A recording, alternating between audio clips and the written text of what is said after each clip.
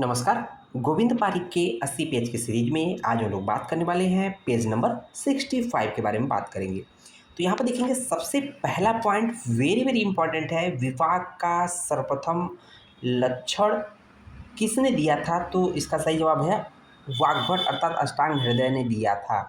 उन्होंने क्या बोला था? विपाक का जो डिफिनीशन एग्जैक्ट किया, लक्षण क्या बोला था? जाठ रेड़ा अग्निना युगादुदिति रसांतरम रसा नाम पड़ामंते स विपाक इति स्मृत। ये लक्षण या ये डिफिनेशन आपने अवश्य पढ़ा है फर्स्ट ईयर में, जिसको आप यहाँ पर लिख भी सकते हैं, ठीक है ना।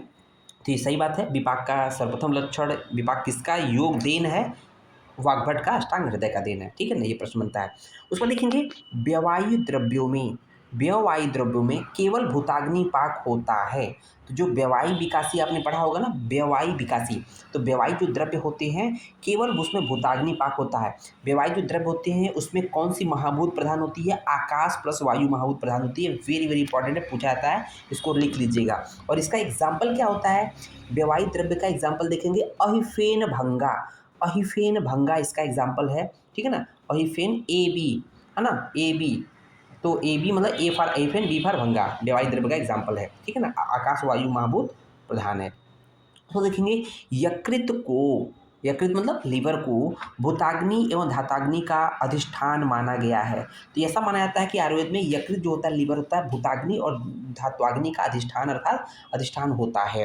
नेक्स्ट पॉइंट देखेंगे, आहार द्रव्यों में विशेष रूप से धात्वाग्नि व्यापार एवं औषध द्रव्यों में भूताग्नि व्यापार द्वारा कार्य होता है। तो कहने का मतलब जो आहार द्रव्य में विशेष रूप से धात्वाग्नि व्यापार द्वारा कार्य होता है, जबकि औषध द्रव्यों में विशेष रूप से भूताग्नि व्यापार द्वारा कार्य होता है। ध्यान दीजिएगा, आहार में धात्वाग्नि व्यापार द्वारा और औषध द्रव्य में भूताग्नि व्यापार द्वारा कार्य होता है।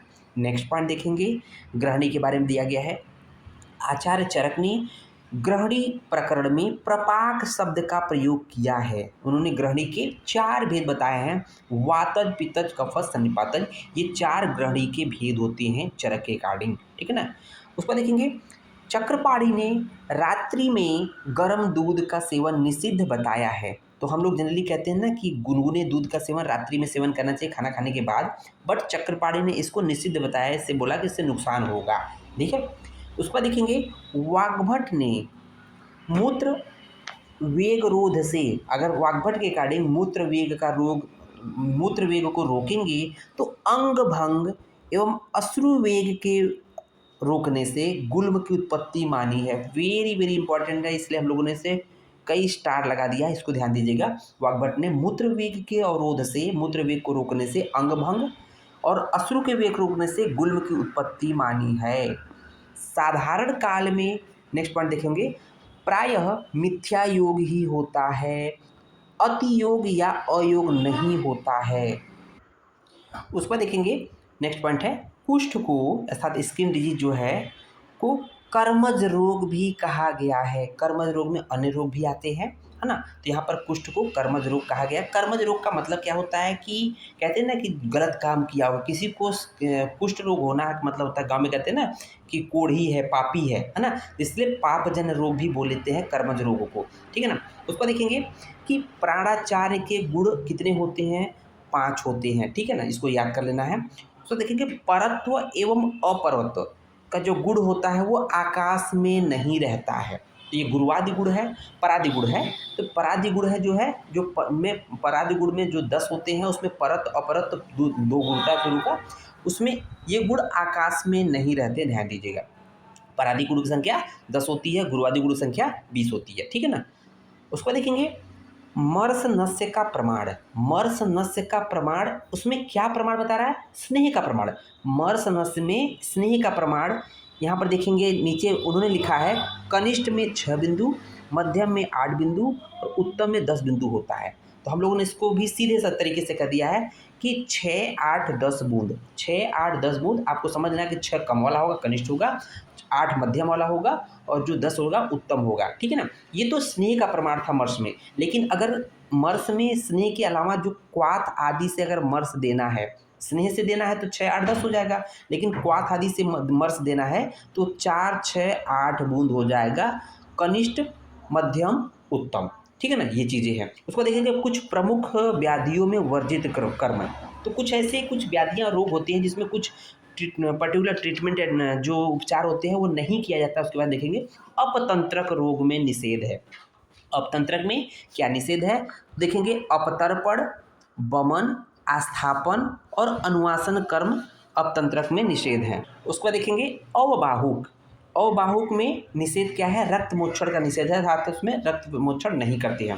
प्रमेह पीड़िका एवं प्रमेह में स्वेदन का निषेध है, वेरी वेरी इंपॉर्टेंट है, कुछ ये सिलेक्टेड पॉइंट है, इसको रट लीजिएगा। उदर रोग में क्या नहीं कराते हैं, वमन नहीं कराते और अनुवासन बस्ती नहीं देती हैं। उसको देखेंगे छिद्रोदर में स्वेदन का निषेध होता है।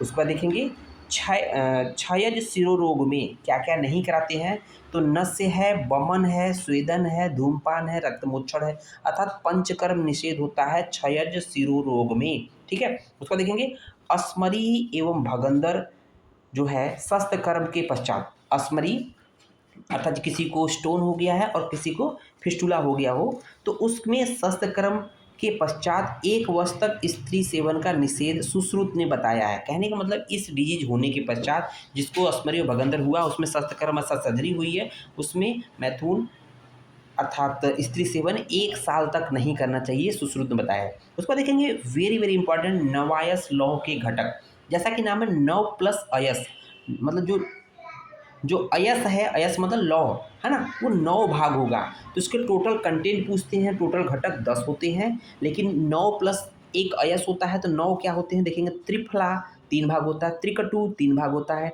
विडंग, चित्रक, मोथा, इस तरह से 3 3 6 3 9 हो जाएंगे, प्लस ये 9 भाग प्रत्येक एक एक भाग रहेगा। लौह जितना टोटल 9 भाग है उतना ही लौह अकेले रहेगा, तो 9 भाग 9 चीज़ें 9 भाग हो गई और अकेले लौ 9 भाग हो गया। तो पूछा जाता है नवायस लौ में लौ कितना प्रतिशत होता है, तो 50% हो जाएगा ना, कि 9 वो 9 ही हो जाएगा, 50% 9 अर्थात लौ हो जाएगा, अयस हो जाएगा।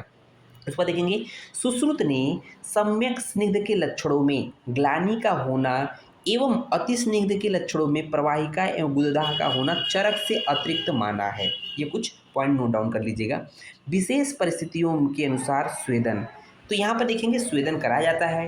कुछ ऐसी बीमारी होती है देखेंगे कफ नासार्थ, कफ के नाश के लिए, कफ के शमन के लिए ताप स्वेद और उष्म स्वेद हितकर होता है।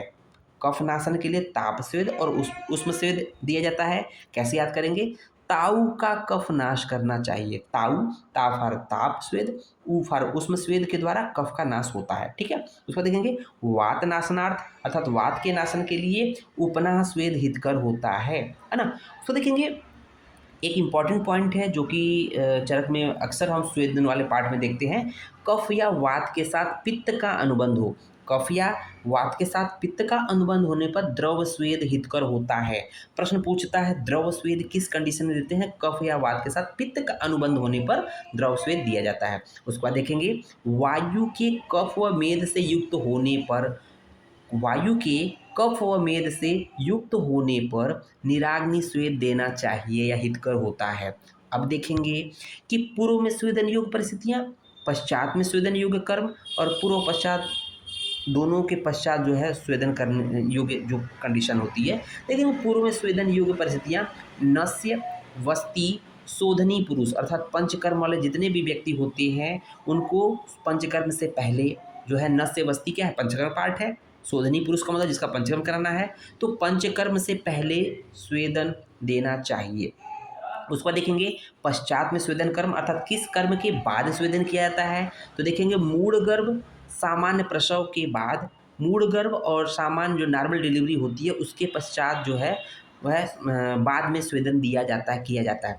उस पर देखेंगे लास्ट में है कि पूर्व और पश्चात दोनों कंडीशन में पहले भी करना है उस क्रिया के और उस क्रिया के बाद भी स्वेदन करना है, तो वो कौन कौन सी स्थिति आती है, अस्मरी अर्स भगंदर, अस्मरी अर्स भगंदर में पूर्व में भी स्वेदन करते हैं और पश्चात में भी स्वेदन करते हैं। और लास्ट में देखेंगे जो कि अक्सर एग्जाम में पूछा जाता है, आपके गाइड में अक्सर प्रश्न मिलेगा और लोग गलती भी करते हैं कि सम्यक स्नेहन के 1 दिन पश्चात वमन व 3 दिन पश्चात विरेचन दिया जाता है। तो प्रश्न क्या पूछता है कि स्नेहन के कितने दिन पश्चात विरेचन देते हैं, सम्यक स्नेहन के कितने दिन पश्चात विरेचन देते हैं, कितने दिन पश्चात बमन देते हैं। तो स्नेहन के 1 दिन बाद बमन कराएंगे और सम्यक स्नेहन की 3 दिन पश्चात विरेचन कराते हैं। तो इस तरह से ये पार्ट कंप्लीट होता है। उम्मीद है वीडियो समझ में आया होगा। धन्यवाद।